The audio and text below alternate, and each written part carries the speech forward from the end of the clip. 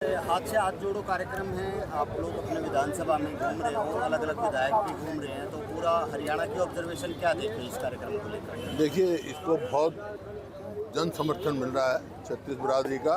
आप स्वयं भी देख सकते हो, हर गांव में इसे मिल रहा है और इसका एक साफ सा संकेत है लोगों की तरफ से कि आने वाली 2024 जो चुनाव होंगे कांग्रेस की सरकार बनाने जा रही है।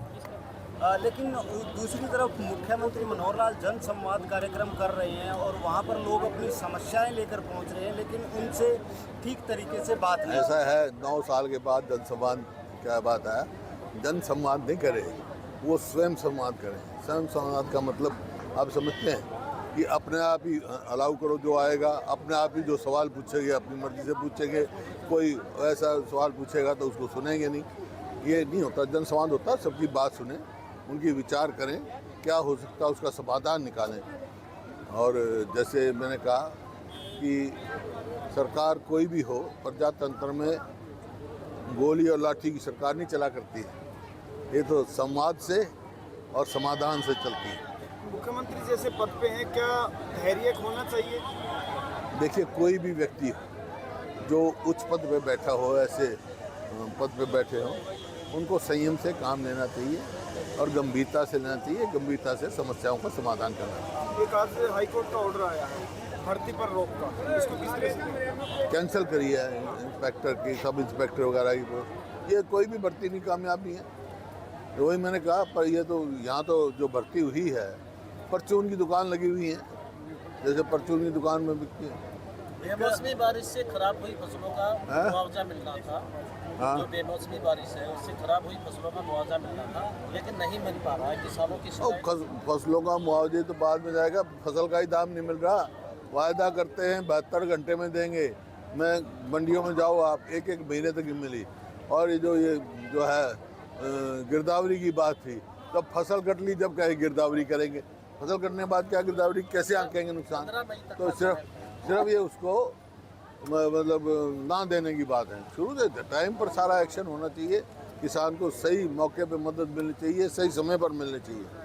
और साहब, सरकार दावा कर रही है कि प्राइवेट सेक्टर में भी नौकरी दी जा रही है, युवाओं को प्राइवेट सेक्टर में भी नौकरी। ऐसा है, मैं नहीं बोल रहा हूँ।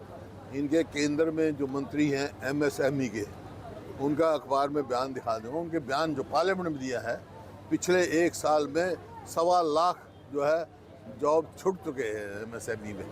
कहाँ से नौकरी देंगे? जो व्हाइट पेपर की मैंने तो पूछा, किसी ने पूछा है उनके RTI में, कोई जवाब नहीं आया सरकार की तरफ से कितने देंगे। आज हाँ सर, आज जैसे मतलब ये SDO लगे थे, ऐसे बहुत सारी पोस्ट लगाए बाहर के हैं। जैसे मतलब एक 5 नंबर का ग्रेस देते हैं क्लास C में और D में, जिनकी मतलब आमदनी कम होती है, उसमें ये पाबंदी नहीं है, बाहर का भी अप्लाई कर सकता है। पर यहाँ वाले कहाँ बच्चे जाएंगे हमारे? ये बाहर के कोई किसी संगठन विशेष से जुड़े हुए हैं? ये मैं नहीं कह सकता। एक आज सर धर्मेंद्र कुमार सिंह IAS को 1 करोड़ रुपए की रिश्वत के मामले में गिरफ्तार किया जाए, जो ब्यूरोक्रेट्स भी शामिल हो रहे हैं। भाई ये तो देखो, मैं जानता नहीं इस केस का, मेरे को पता नहीं है। अगर पूरी जानकारी के मैं रिएक्ट नहीं देता हूँ, मैं देखूँगा, आपको इन्फॉर्मेशन मिलेगी। मैं तो अभी गाँव में जा रहा हूँ, इसकी पूरी जानकारी दे के आपको बताऊँगा। एक नशे पे लगाम नहीं लग रही, क्या ब्यूरोक्रेट्स काम नहीं कर पा रहे या सरकार का दबाव नहीं है? देखिए, नीति बनाई जाती है, जो युवा शक्ति है उसका ध्यान किधर जाए, उसका ध्यान सरकार कंस्ट्रक्टिव उसमें जाए, उसके लिए हमने खेल नीति बनाई थी। वो खेल नीति भी ख़राब कर दी इन्होंने। गाँव में स्टेडियम बनाए थे, उनकी कोई मेंटेनेंस नहीं है, उनको खिलाड़ियों को प्रोत्साहन नहीं है।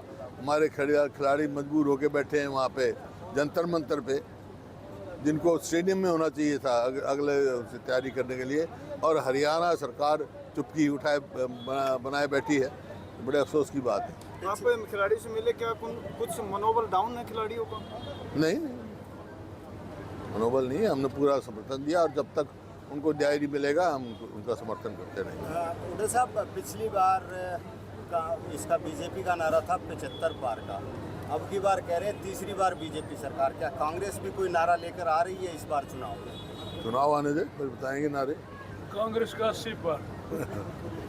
सर बीजेपी एक साल में कई कार्यक्रम चला रही है। जिस तरह से कर्नाटक का जो रिजल्ट आया है उसको देखते हुए ऐसा माना जा रहा है कि आने वाले एक साल तक बीजेपी कार्यक्रम चलाएगी और 10 लोकसभा में बड़ी रैली करेगी। हम तो 3 साल हो गए कार्यक्रम जब से विपक्ष में, 4 साल में ये विपक्ष आपके समक्ष कार्यक्रम चला रहे हैं, कभी हाथ जोड़े। हमारे तो कार्यक्रम चलते रहेंगे क्योंकि हमारे जनहित के कार्यक्रम चलते हैं।